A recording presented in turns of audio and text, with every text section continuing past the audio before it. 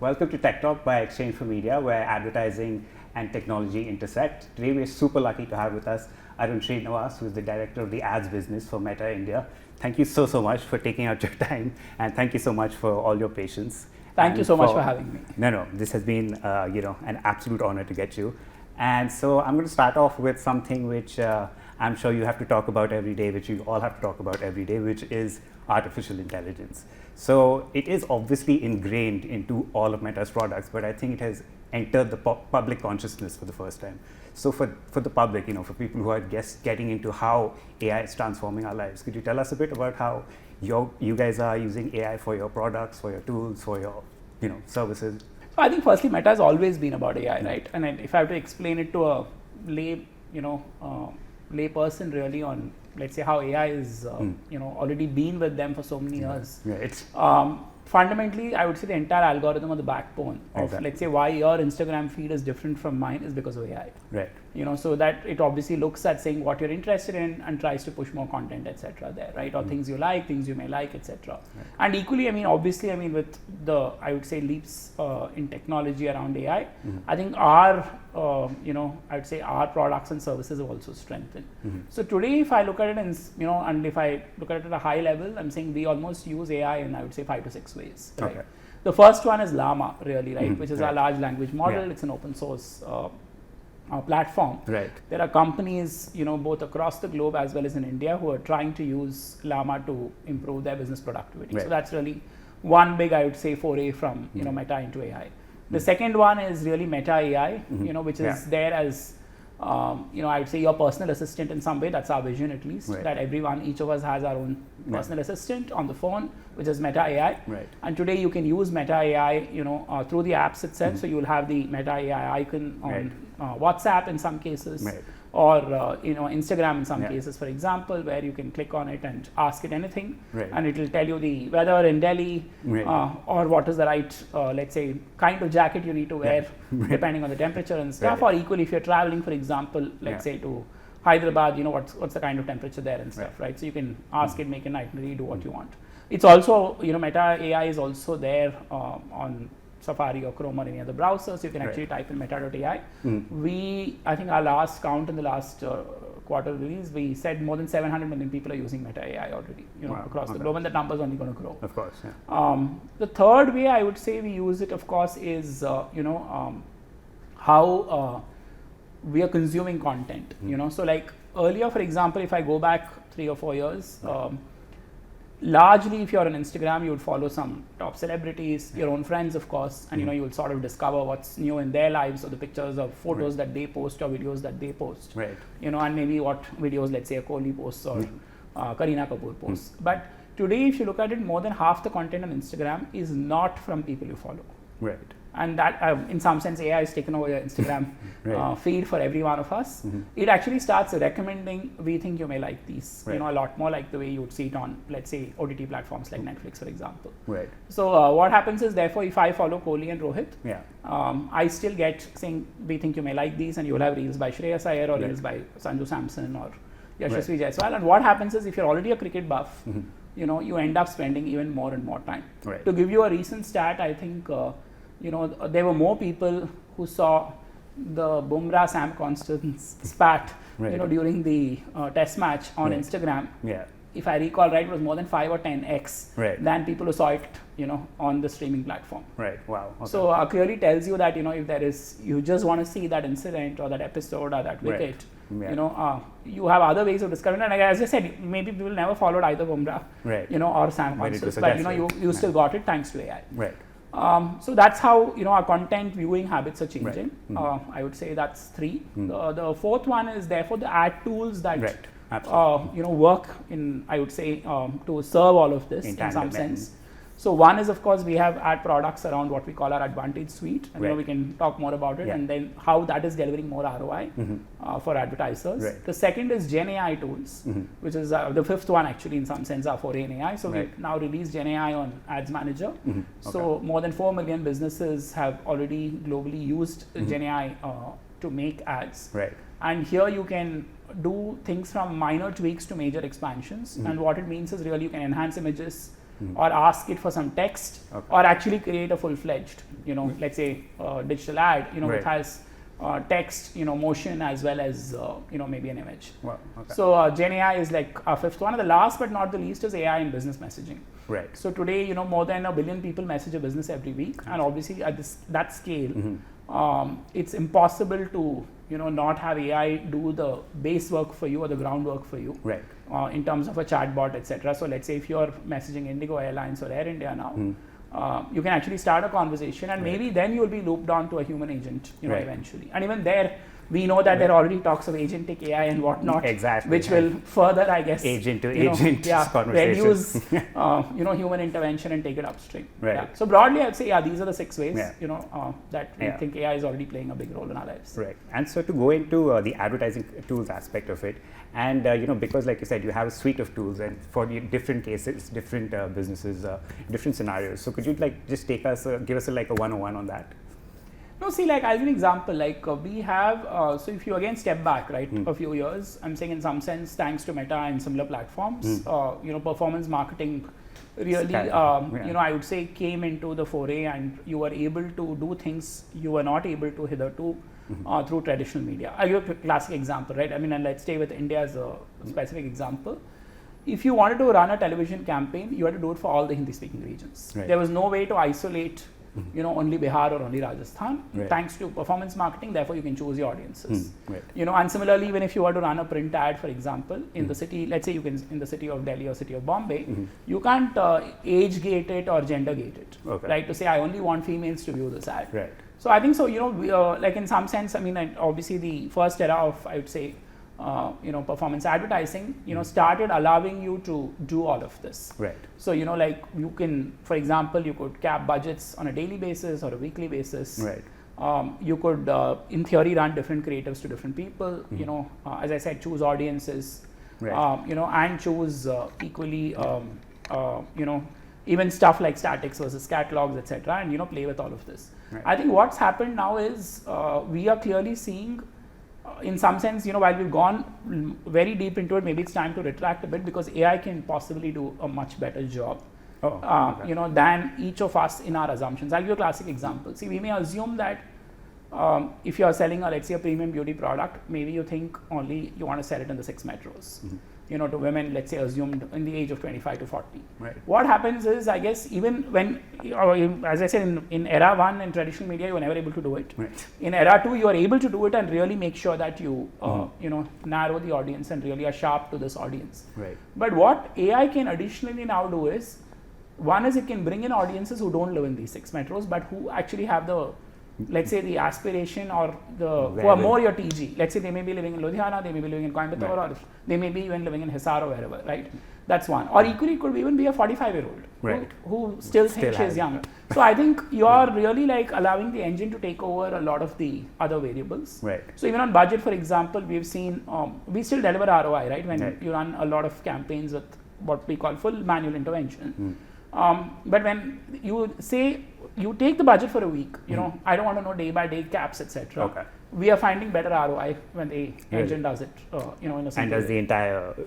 the entire sort of operations, it takes care. Exactly. Wow. Yeah. So basically, rather than trying to say I will only do, let's assume $1,000 a day or 10,000 rupees a day, you just run it for a week. You find better results because it's actually figuring out when the right consumer is coming and what traffic, day, night, evening session, etc. I mean, and it's able to optimize. Okay. So I think so. Clearly, we are seeing this play a role, and we have umpteen examples here. So, for example, brands like Airtel, brands like Dream11, brands like MPL, and there are multiple products here around. So one is of course around shopping and subscriptions, for example. So like let's say on the shopping side, you can of course we've seen e-commerce companies use this, or D2C companies use this, or in the let's say subscription. Services, for example, Airtel has used this and brought down cost by more than 20% and conversions up by more than 20%. Okay. And we've seen Dream11 use this, for example, where again the cost went down by 11% and so their app installs, as we call it, because they are an app product, went up by about 13%. So we have multiple, I guess, use cases basis the industry that people are playing in, but we've seen definitely AI playing a big role and only gaining strength to strength. As it course corrects. Right. And so, as you work with, a diverse range of advertisers, and of course they all have different needs and different. So, are there any specific cases that you can think of of perhaps smaller advertisers who saw, like some amazing return, because as you said, the ROI is fantastic when you use AI products. So perhaps any smaller merchants. I think, as I said, the number is pretty significant. At this point of time, more than 4 million advertisers, as I said, have used, for example, the Gen AI product. Right. So like if you look at, firstly, the kind of advertisers there, almost 95% plus of that number is small businesses across the world. Okay. Right? Because, as you know, the large businesces either are global or local, are numerically or obviously only let's say in single digits, right? And the advantage that small businesses have is, for example, let's say I'm let's say I'm selling this plant and I have a nursery. I may shoot this once, but now I want to change the background, change how it can look in your living room, etc. So think of what Gen AI can do to really I would say amp up the ad in terms of an offering, and what we've seen is therefore significant use by small businesses to both create or completely new assets from imagination, or equally amp up existing stock shots, etc. And we've seen them, like a recent example I can tell you is Big Basket in India, which is I wouldn't call it a small business, but they did try out Gen AI, for example, and we've seen about a 3% reduction in cost and a 3% incremental conversions in their first attempt itself.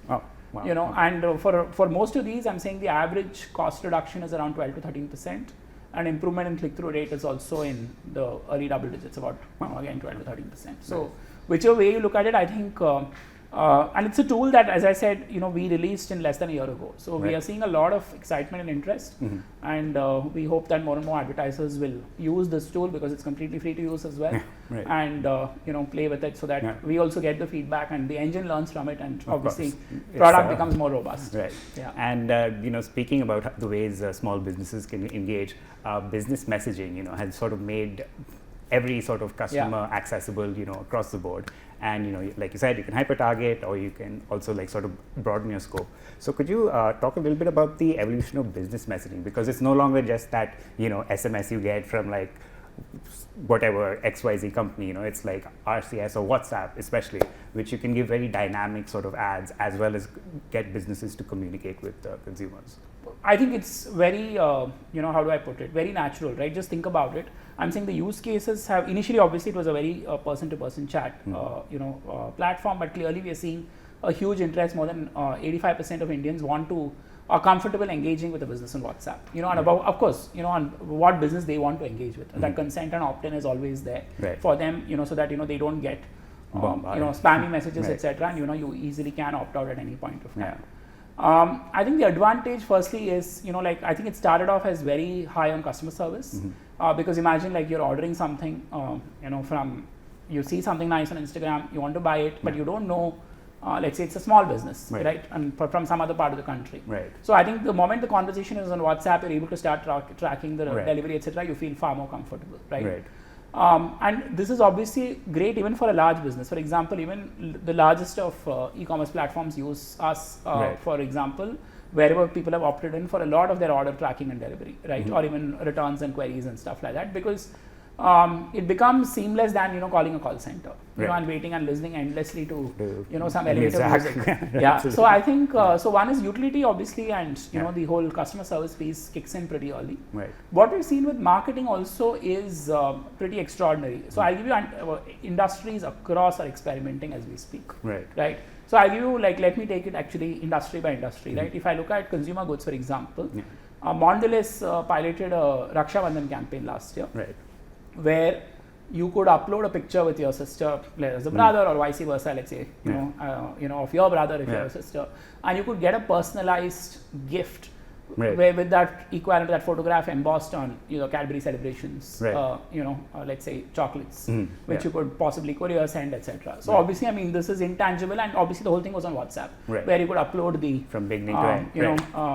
I think they see the way the platforms are also tied is you could advertise this on Facebook, Instagram, where naturally discovery happens, because discovery obviously still happens on those two platforms, and then you lead them into WhatsApp, and then you start really engaging them with WhatsApp. Equally, you can bring people directly to WhatsApp if you have QR codes or existing base of subscribers, for example. You can obviously send an outbound message. So they did both. Similarly, I'm saying if you look at Colgate, they did a dental screening right now. They said, they ran a campaign actually which said that everyone is a dental expert, but right now just take a picture of your teeth, put it on WhatsApp, and you'll get a dental report card equivalent. And obviously, I mean that a brand like Colgate, which obviously is has been here for eternity in some sense, is obviously piloting this. So clearly we see this as ways to engage the consumer, build your brand as well, and equally find a use case and where you start engaging one-on-one with consumers. Let's say in a large, historically, while on the CPG side, as there is no one-on-one relationship with each of these consumers, right? I mean, you still were a broadcast medium, so they're starting to build that muscle. On the auto side, for example, we are seeing a lot of use cases around 3 different companies. So for example, MG tried to use AI to with WhatsApp to really figure out what you want in a car, and then recommend the right model. Right. Hero tried to do the same thing on booking locating the nearest dealer and then getting a test drive, etc. So you're seeing again multiple use cases where then you can also then segue into the dealer chat to actually choose the appointment times, etc. The product has also evolved. For example, today on WhatsApp, it's no longer where you have to type 7 p.m. or 6 p.m. or whatever when you want the test drive. You can actually choose slots, if there's a flow or a drop down, etc., to make the conversation one much more seamless, and two, as I said, where AI can play a role, in handling a lot of this load. So I think that's these are a couple of use cases that we've seen. Equally, like if you look at things like Policy Bazaar, they've started using voice as well. So where you can actually then reach out to the right call center in the preferred language and then close out a query and they now, for example, discovered that more than, if I recall right, more than half, I don't know the exact number, 60 or 70% if I recall right, calls are which are not in English or Hindi, by the way. So so you're also like able to then start tapping into, because everyone is not necessarily comfortable only in messaging and and then you want finally a human touch, you're able to actually route it to the right agent and actually close the purchase. So I think so we are seeing a host of use cases, using WhatsApp. In some cases, AI, as I mentioned, is already deeply embedded. So how this scales is something I think which will be interesting to see.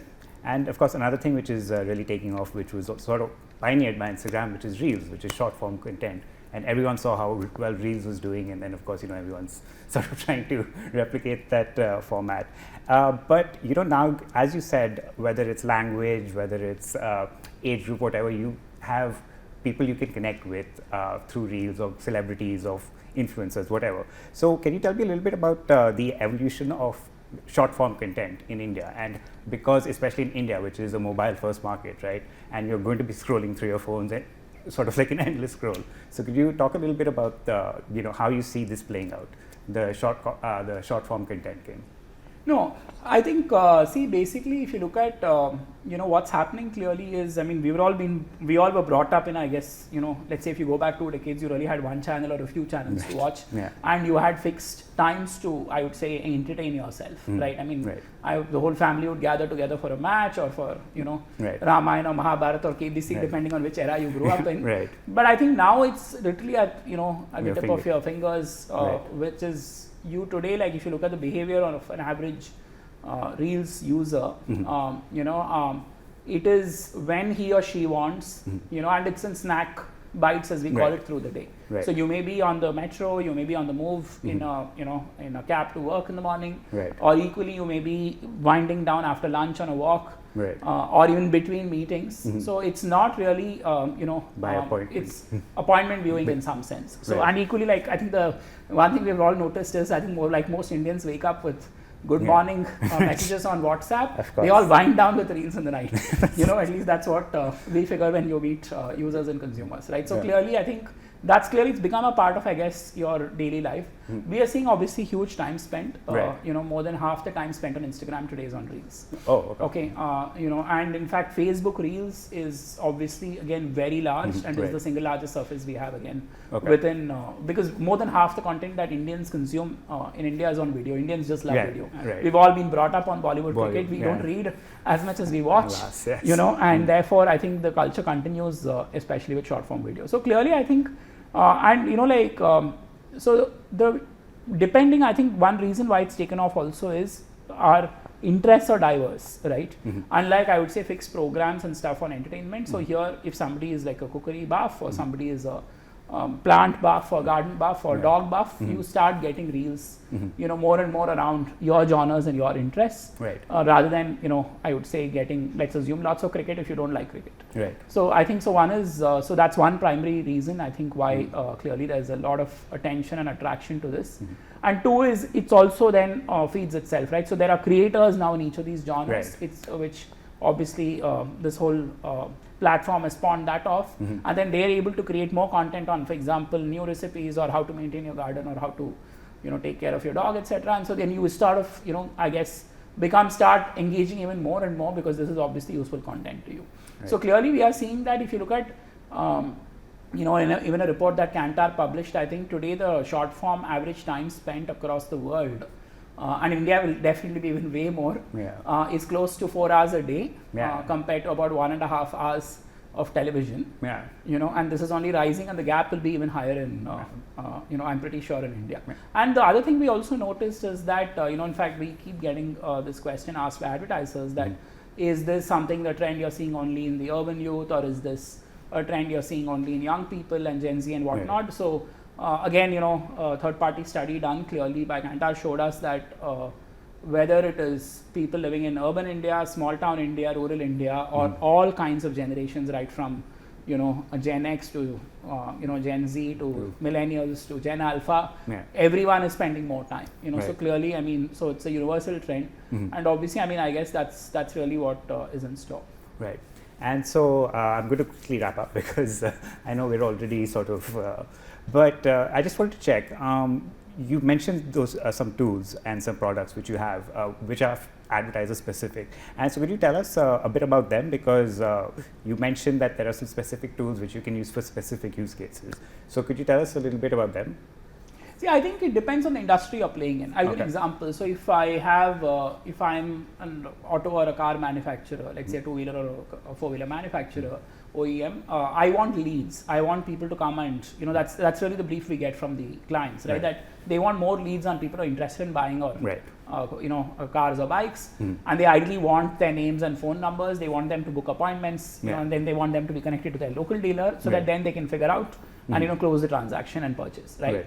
So when, let's say today, for example, we have a host of, and obviously different people have different tactics within this to really figure out how to get to the same objective.